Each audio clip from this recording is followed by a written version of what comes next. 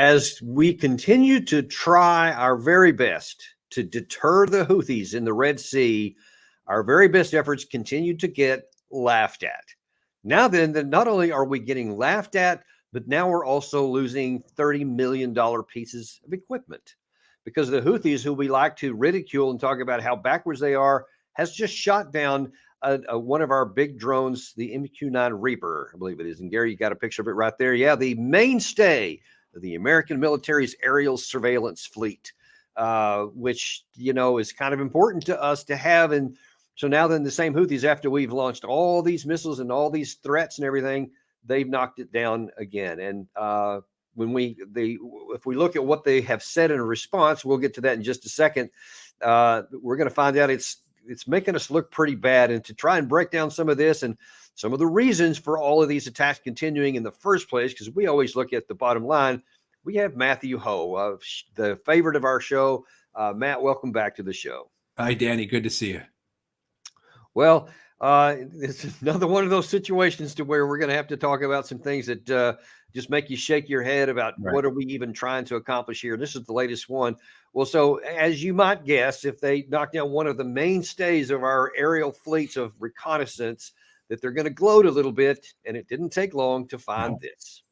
تعالى من إسقاط طائرة أمريكية MQ-9 بصاروخ مناسب أثناء قيامها بمهام عدائية ضد بلدنا لصالح الكيان الصهيوني. إن القوات المسلحة اليمنية لن تتردد في اتخاذ المزيد من الإجراءات العسكرية وتنفيذ المزيد من العمليات النوعية ضد كافة الأهداف المعادية. And, you know, they went on to say that this was in support of the Palestinian people, because it's not just out of nowhere like what people like Jack Keane love to claim and so many others, that this is out of nowhere for no reason. They're just trying to shoot a bunch of stuff in the Red Sea. So we got to go after them because they're bad dudes and bad hombres and all this kind of stuff. But actually, there is a reason for it. And when we take actions like this, we don't have a military strategy. We don't have a path to succeed so that we can even measure if these things are succeeding. This is the kind of open-ended commitment you get. And by the way, this is supposed to be, by many accounts anyway, a deterrent to the bad guys. But as CBS News even commits, it's not happening. These latest attacks come just days after the U.S. imposed financial sanctions on the Houthis in an attempt to dissuade them from continuing these attacks. But the Houthis have already said they consider these financial sanctions a badge of honor.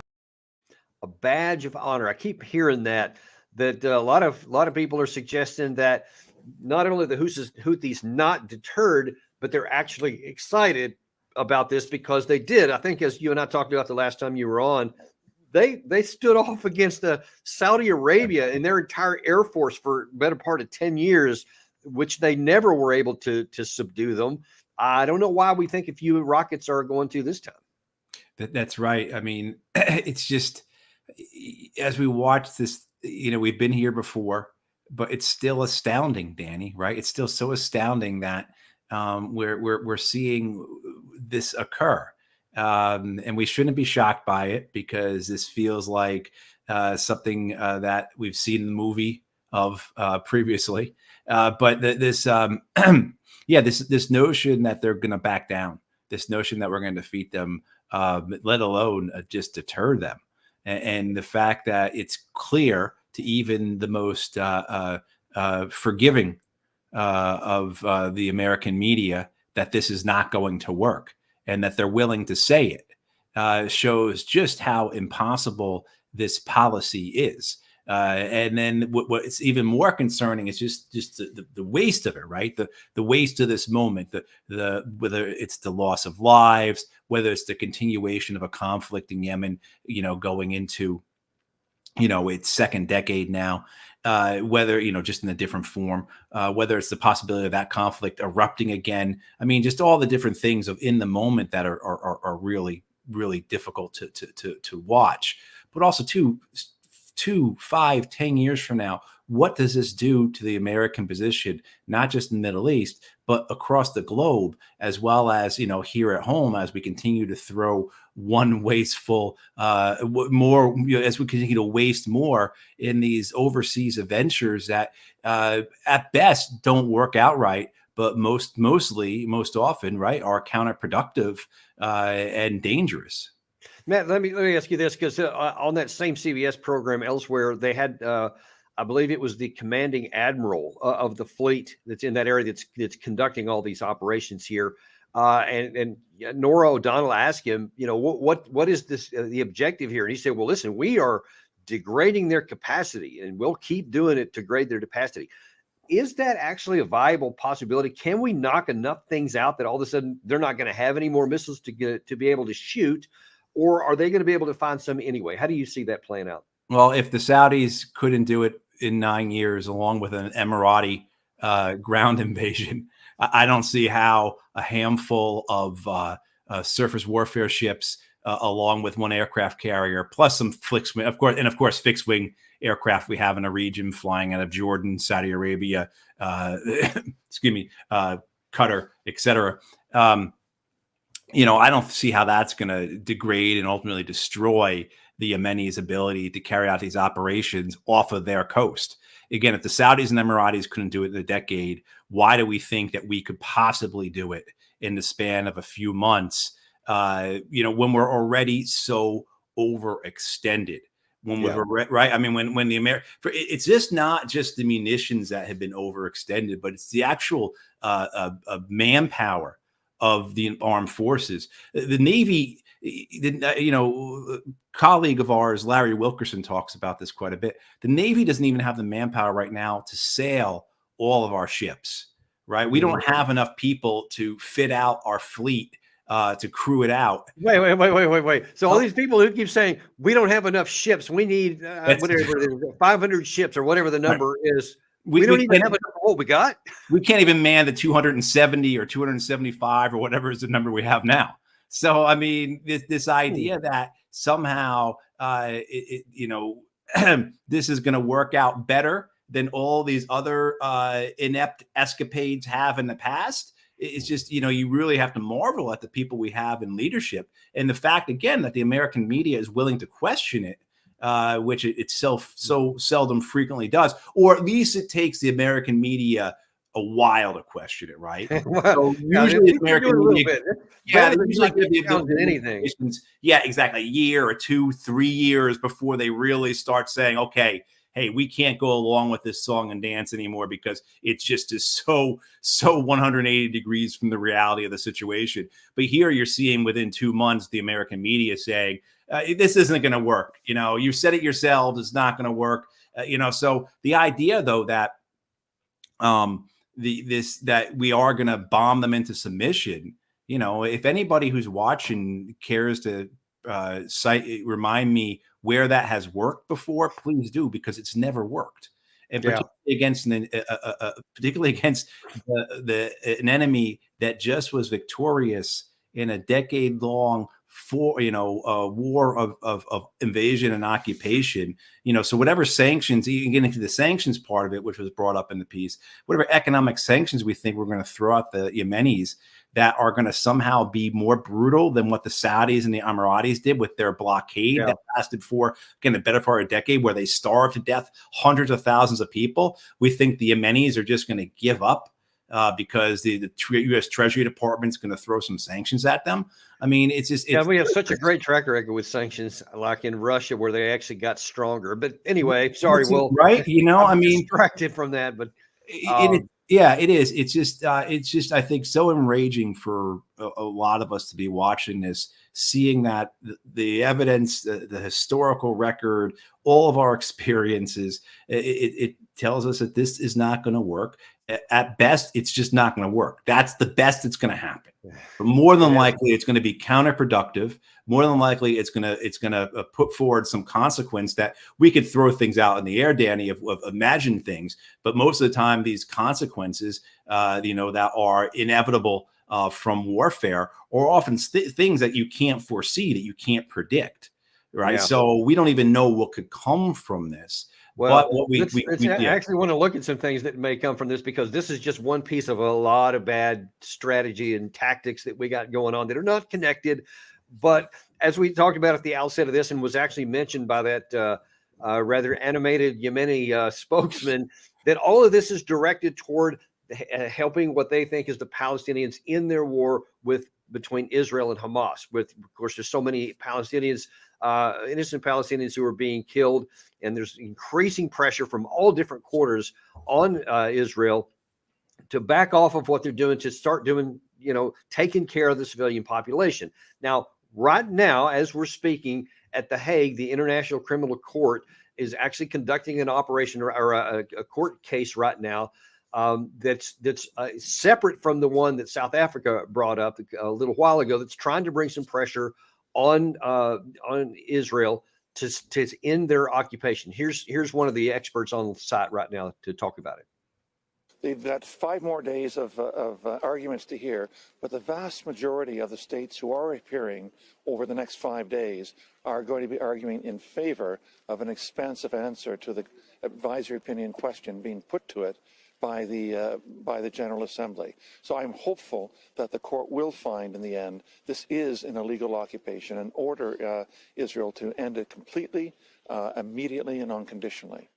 Now, nobody expects that Israel's actually going to do that. They've never listened to anything else coming from The Hague or anywhere else for that matter, but they're trying to bring more pressure from the outside. But in case anybody did have any doubts, Netanyahu almost immediately released this statement.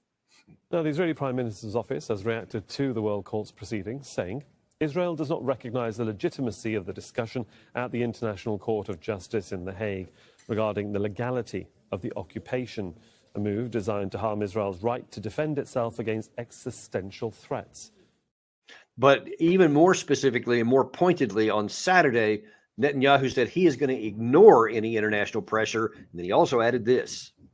We shall not step down to international dictates with regards to future deal with the Palestinian. I would like to reiterate and emphasize this evening. Such a compromise should be through direct, unconditional negotiations. Israel will continue denying the recognition of a Palestinian state unilaterally. How can we give recognition to such a state after the massacre of October the 7th? This would be a reward to terrorism. Citizens of Israel, we are on the path towards history. Our fighters demand this. The families of the lost ones demand this. The entire people of Israel are demanding this. Until we achieve victory, we must be united. But here's the thing, Matt. You can, from a certain perspective, say, okay, because of the terrorist activity that happened against Netanyahu on 10/7, you can see why he would say, well, I don't want to reward the Palestinian people for all this terror strike by giving them a two-state solution after what they did. That, as you know better than most, that this is nothing new. And in fact, less 2 weeks before this terrorist strike happened, Netanyahu went before the United Nations and the General Assembly and wanted to make this really big peace negotiation with Saudi Arabia that had an interesting twist. An historic peace between Israel and Saudi Arabia. Such a peace will go a long way to ending the Arab-Israeli conflict. It will encourage other Arab states to normalize their relations with Israel. Now look at what happens when we make peace between Saudi Arabia and Israel. The whole Middle East changes. We tear down the walls of enmity. We bring the possibility of prosperity and peace to this entire region. So, yeah, bringing peace and prosperity to the entire region, so he says. But, Gary, if we can blow up that part of the map there, what do you notice is not on this map, the new Middle East? There's no Gaza, there's no West Bank, there's no Palestinian state. So in other words, Netanyahu has never had any intention, whether there was a Palestinian or whether there was a terrorist strike or not, to actually allow the Palestinians to have a two-state solution. So it doesn't matter what the International Court says. It doesn't matter what apparently the United States says, and we're going to see that in a second ago. Netanyahu has every intention to keep Palestinians out. And Matt, if I can bring you back in there, there we go. So when you hear Netanyahu making these statements, especially in light of that he's not going to listen to the criminal court and tries to use the terrorist attack against him as justification for not, what do you hear? Well, he is asserting his and Israel's place in the world order. You know, I mean, as the first among the appendages of the American empire, Israel has a right to do these sorts of things. So he's thumbing his nose at the ICJ. He's thumbing his nose at the UN. He's thumbing his nose at anyone who would try and either reason with him or order him using either moral or legal or even strategic arguments. They are going to accomplish what they set forth to accomplish. And that is the fulfillment of the Zionist mission of Greater Israel. And you could see that in the map he holds up at the UN, where, as you said, Danny, there is no West Bank, there is no East Jerusalem, there is no Gaza. It's all part of Israel. And so this opportunity that they have now to fulfill that, to carry that out, they're not going to get a better chance than this. They'll never get a chance like this again. And so with the backing of the United States, they know they can persevere, they can weather anything. And if it just has to end up being the United States and Israel as fortress Israel, if you will, then so be it. But they will accomplish what they are setting forward to do. And here's the one of many problems with that. Now there is, because of this egregious loss of civilian life, there are an increasing number of Americans that are very uncomfortable with Israel's continuing to prosecute this war, and and they're thumbing their nose. It's starting to wear thin on a lot of Americans, and Biden figures it out because a big chunk of his constituency, especially on the Democratic side, are the young people who are in larger numbers turning against Israel because of what they're doing to the Palestinians. And so now Biden, being a politician and wanting to get reelected, is starting to have put a little bit of pushback on some of that. And I believe it was on Saturday, or no, I'm sorry, it was last Friday. He tried to push back a little bit when he said this. First of all, I've had extensive conversations with the Prime Minister of Israel over the last several days, almost an hour each. And I've made the case, and I feel very strongly about it, that there has to be a temporary ceasefire to get the prisoners out, to get the hostages out. And that is underway. I'm still hopeful that that can be done. And in the meantime, I don't anticipate, I'm hoping that that the Israelis will not make any massive land invasion in the meantime. So what he's talking about there is in Rafah, which it was number one, when you compare what Netanyahu said on Saturday and how emphatic he's, doing all this kind of stuff, and he's, obviously full of passion and energy. And then you see Biden sit there and he can barely get his sentences out. I mean, it's not a minor issue when you see Biden saying, well, I expect, and then he corrects himself and says, well, I hope that Netanyahu does it. So when Netanyahu sees that, what do you think he's going to do? Is he going to give in to the pressure, or is he going to continue to go on? And of course, we already know the answer to that.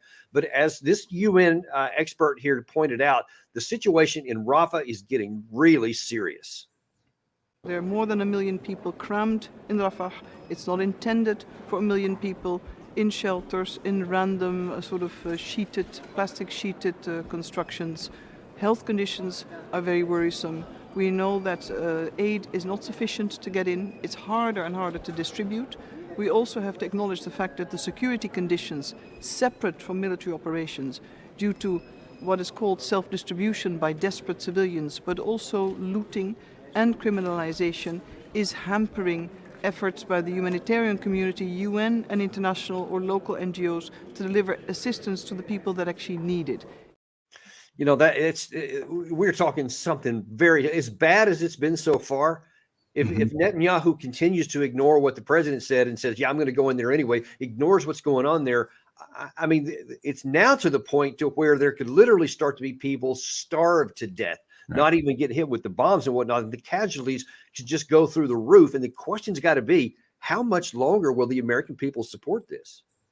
Well, I think this is one of those things that you've had. So you've had this evolution in the American political system over the last 50 years that insulated the leaders at federal level, but also too at state and local levels in many ways, from mass popular movements, right? So the anti-war effort, the environmental effort, the civil rights efforts of the 60s and 70s were very successful. No argument about that. And what the political system did, it said, well, we can't allow those sorts of things to happen. And so we have to insulate our people with money, our politicians with money. And that's what it is. And I think what you have in the case of the White House's calculation on how American domestic politics is affecting its Israel-Palestine policy is that the White House calculates that the loss of the Israel lobby is a much greater harm than the loss of progressive voters. So you're going to have liberal Democrats who are going to vote for the president regardless, but progressive Democrats may not.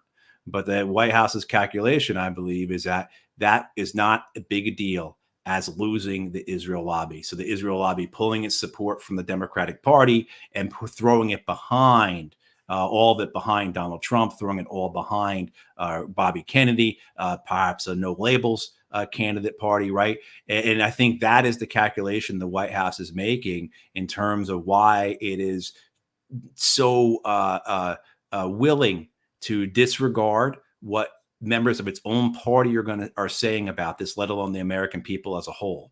They also, too, they realize that while you will have millions who will vote on this issue, tens of millions will not. So you can have. But hang on. Let's look at that for a second, because is there a winning political move here? Because if he continues to say, "Hey, I'm going to go with the money and the cash because that's more valuable," and he doesn't satisfy those progressives, I mean, those progressives could vote or even not vote in sufficient numbers that could cause something that's already going to be a pretty close tight race. That could throw it in the wrong direction. Does Biden have a winning political play here? Well, I think their calculation on that is that those progressive voters, aside from, say, the Arab community and maybe some progressive voters who are very committed to the idea of what is happening in Gaza and the genocide, that many American progressive voters, however, will also weigh other factors. And so just today I heard Donald Trump is considering a 16-week abortion ban.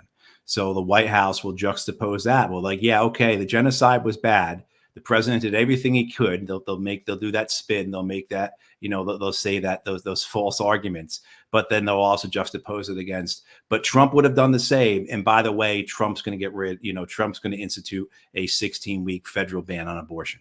I mean, so it's that type of politics, that type of cynical calculations, I think, is what the White House is making, why they continue to go along with this the way they are, in terms of arguing that the president is saying is really tough behind closed doors, words matter. At the same time, how many C-17s took off from Dover today full of 2,000-pound bombs going to Israel, right?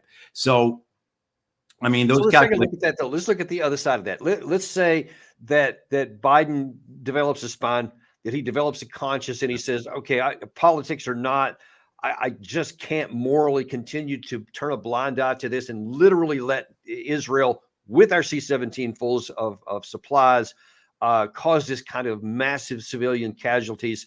So I'm putting strings on it. You either stop and do what we require our own military to do, or no more C-17s. What would that do, do you think, to the Israeli lobby? Are they really going to go after somebody else? I mean, what would happen to that, do you think? I think you would have exactly that. You would have the Israeli lobby would go after the president, as would a sizable portion of the president's own party. So I think you would then really hear calls to remove Joe Biden. Wait. So you think that a sizable percentage of Biden's own party would go against him if he stood up for the people who were being innocently killed? Absolutely. And we just saw this almost 2 weeks ago, when you have 45 members of the House Democratic Caucus vote for Speaker Mike Johnson's $17 billion aid package to Israel. Now, they went against the White House on that. The White House said, do not vote for this $17 billion for Israel. Israel will get its money. Don't worry about that. But the president's priority is the Senate bill, which, you know, it has a whole bunch of reasons for why we're supporting that. Ukraine, Taiwan, plus also too, you get the whole border issue as well. So do not vote for this Israel bill. This is the White House's priority to vote for the Senate bill. And you have 45 Democratic House members in an election year vote against their White House in favor of a foreign country, right? I mean, so that, I mean, wow. You know, I mean, so if you start looking at it that way, and, you know, you're certainly looking at some of Democratic leaders, what they've said about Israel before, their support for Israel, the idea that they could use that as one more justification to remove Joe Biden as the nominee. I mean, there's already a whole bunch of justifications for that. Yeah. But this would be just another one where he could lose support within his own party, within the DNC. Now, do they even within the Democratic Party rules, do they have the power to replace, just exchange the nominee for somebody else, even though there's, I mean, I don't know if they're going to hold all of these elections or not, but I mean, do they have the ability to do that? Well, he would. They have the ability to, certainly using their super delegates, to upend any contest that they don't like, right? So when it comes to the time for the convention, the first round they're voting is if nobody has enough delegates, then the super delegates come in, and the super delegates are often enough to make the difference between, to move number 2 or number 3 up to the front, if that's what the DNC wants to do. Democracy at its best, man, the will of the people. Or now, the party. What they've done this year is that nobody is getting any delegates. There's been no effective opposition to Joe Biden.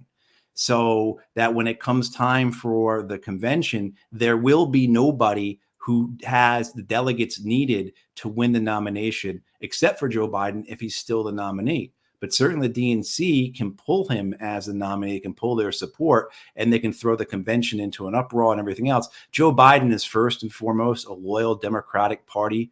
I wouldn't be surprised. We want to talk about this stuff. I wouldn't be surprised if there is maneuvering within a DNC right now based upon Israel's genocide, how bad that looks, how poorly Joe Biden has performed in all measures, right? So get Biden, have Biden go through this genocide with Israel, and then have him step down after the primaries so that there's no candidate who can claim the delegates to be the nominee. Let him get all the tar. Then he steps down.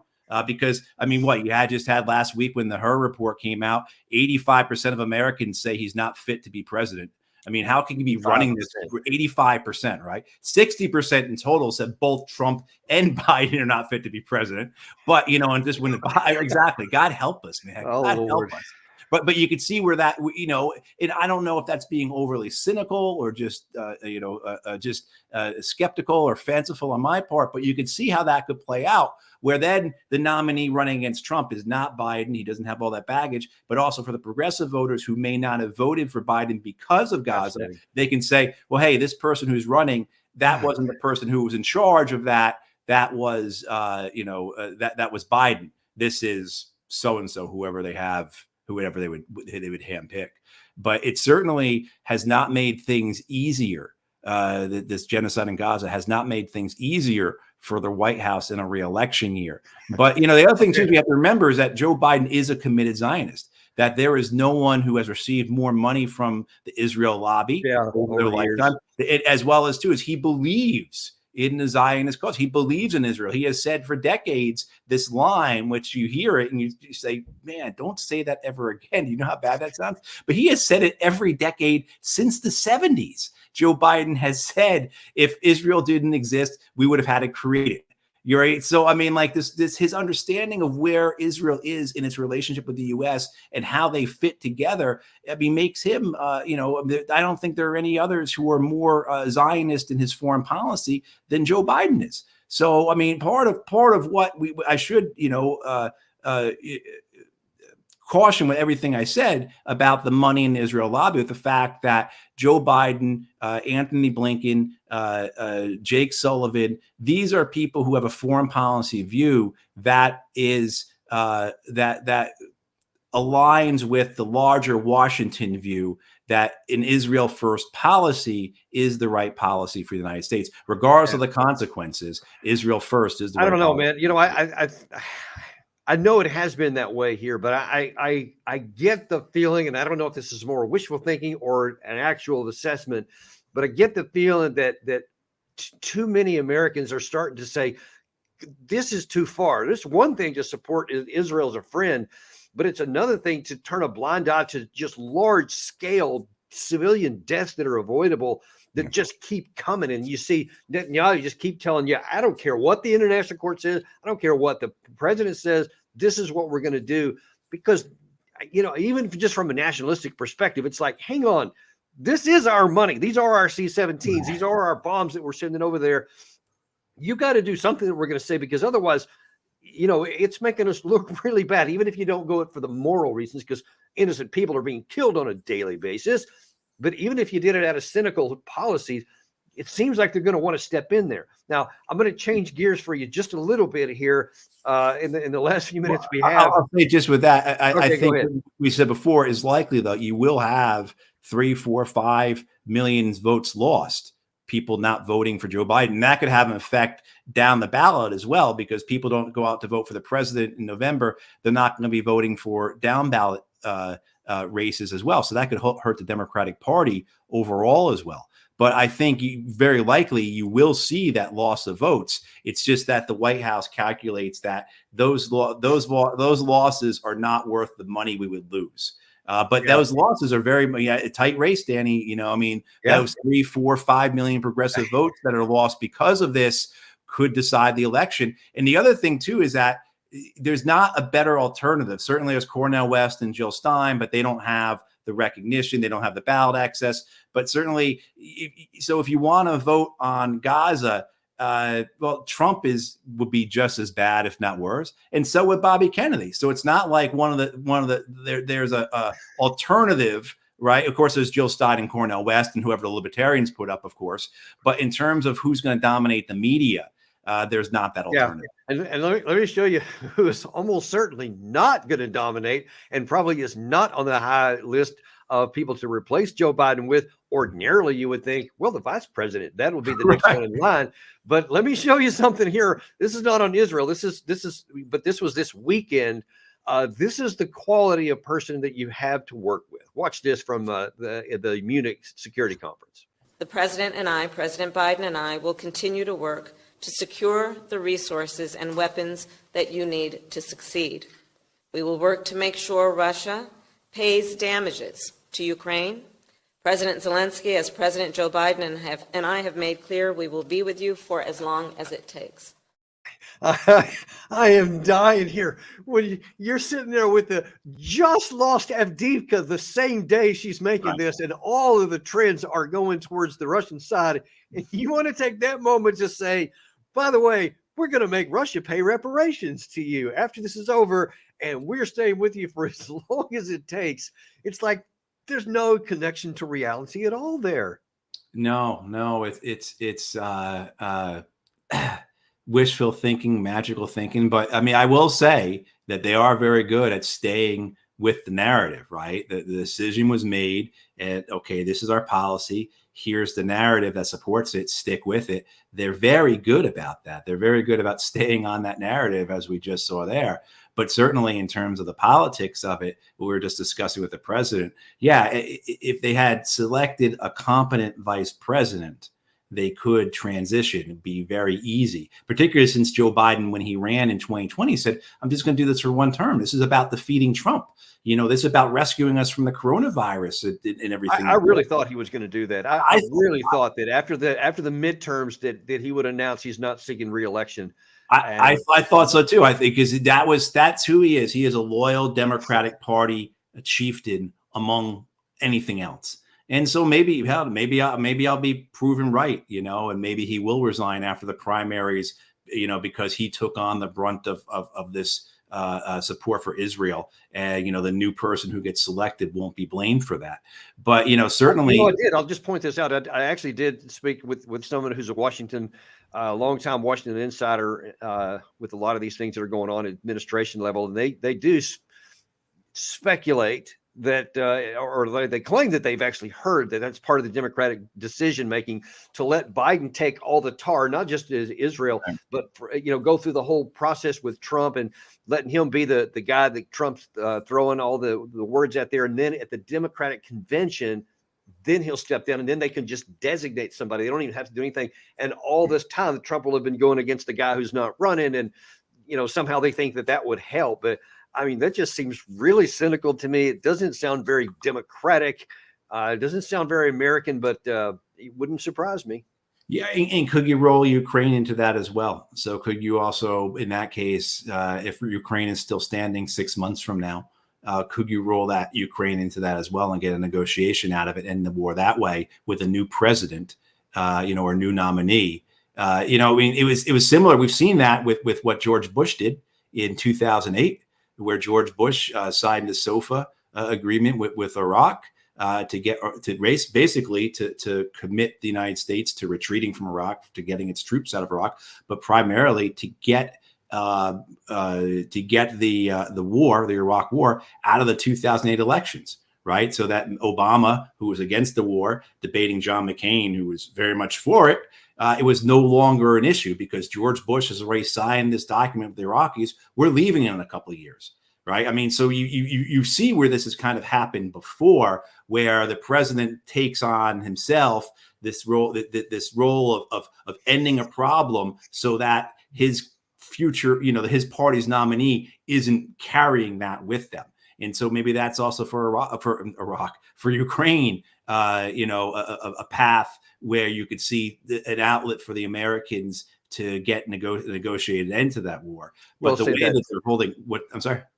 Yeah, I was going to say, we'll certainly see how that plays out here. And the last thing I want to ask you, though, is I think it was shortly after that you saw Zelensky and Kamala Harris up there together. I think shortly after that, Zelensky made his own little video, which in certain sense is just as detached from reality. But I want to get your final views on his comments here and the future of this war. Conversation with President Biden, very important points, including about Avdiivka and the need for continued principled and sufficient support for Ukraine. Meetings with congressmen, representatives of both parties, both houses of the U.S. Congress. And each such conversation clearly confirmed the key point. Ukraine alone can stop Putin and create conditions for him to be punished for all the evil he has done. Punished for all the evil he has done. That's again, that's not something you normally hear come out of the mouth of the guy who's getting swacked and failed in an offensive operation, didn't anything done for a full year, and just lost a major city after he fired his commander, after the people are turned against him in his own party. Seems a little odd to me. Yeah. Again, they stick with the narrative, right? They stick with the decision was made. And what's best for the politics is what we will continue with. So we will persevere with our arguments of that victory is at hand. It's just we just need more money and more time. And of course, and you saw Benjamin Netanyahu use the same type of wording, right? Make sure you are characterizing this as a Manichaean struggle, as a struggle of good versus evil, that there can be no compromise, that there can be anything. The only thing that can be is absolute victory, because what you're up against is something that you cannot compromise with. It is evil. And so, I mean, certainly that their performance in this, in terms of sticking to the narrative, is pretty exemplary. But again, Danny, we have this conversation a lot about like the different levels of warfare, and this is, I think, why this gets drummed into you as an officer in the United States military: the tactical, the operational, strategic, and the political levels, because they do supersede one another. And so, even if it doesn't make sense strategically, even if it will cause you to destroy your entire nation, basically bringing this house down around you, politically, it is the best thing for you.